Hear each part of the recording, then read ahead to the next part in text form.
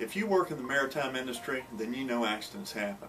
And when they do, the worker or the families usually have to go against a trained professional insurance adjuster on the other side, whose job is to minimize the claim, give them as little money as possible, or even deny the claim. And that's when they call me. And I'm glad they do. I'm Cliff Roberts. I've been handling severe injury and death cases over 25 years, and I know something about these cases, and I know about the insurance adjusters that handle them on the other side. So make no mistake about it. The insurance company adjuster is not on your side. He's working hard to protect the insurance company and to minimize what they have to pay you for the case, and maybe even deny your case. He may say that you need to go to the company doctor. That's not true. You can have a second opinion from your own doctor. You can go to a doctor that's closer to your home. He may say that you have to give a recorded statement. That's not true either. The only reason to give a recorded statement is so that they can preserve the evidence and to maybe use it against you in a court of law later to deny your case or to minimize your case. He may say that the maximum benefit that you get for maintenance is X dollars, when in fact it should be tied to your living expenses and be more than what he says. So do not settle your case with an insurance company adjuster without the advice of counsel, and do not sign a release, because once you do that without the advice of counsel, your case is probably over and it's very difficult to overturn it later.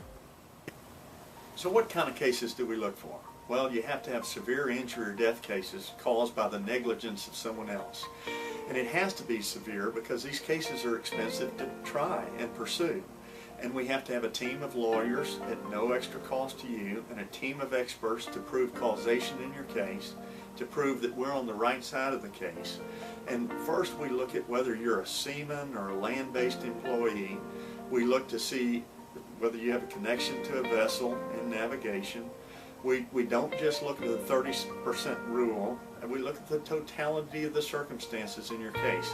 And after all that, and plus the location of your accident, after looking at all that, we decide what act applies to your case, whether it's the Jones Act or General Maritime Laws or the Longshore Harm and Workers' Comp Act or Outer Shelf Land Act or even the High Death on the Seas Act and other laws. And we look at those to see what damages should we ask for in your case that will bring maximum value to you.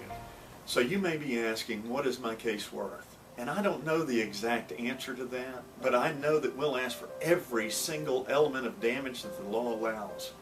And this is not greed, this is fairness for all the agony that you've been through. And it generally translates to maximum compensation for your case. First of all, if it's an injury case and not a death case, we'll ask for maintenance and cure benefits, the maximum amount tied to your living expenses, not the amount the insurance adjuster wants to give you. Secondly, we will ask for every single element under the law that we can ask for. Your pain and suffering, your mental anguish, your lost wages, your medical expenses, your loss of earning capacity, your impairment, and any other benefits that the law allows. And in a death case, we'll ask for other benefits and potentially even punitive damages. So I can give you two promises. One, if you come to me, which I hope that you will, I will never ever charge you a fee unless we make a recovery for you. And secondly, you will always have the power to say, yes, I want that settlement, or no, I don't. Continue to fight, and we will. So I hope this has answered some of your questions, and I hope that you'll call me and so that I can help you on your case.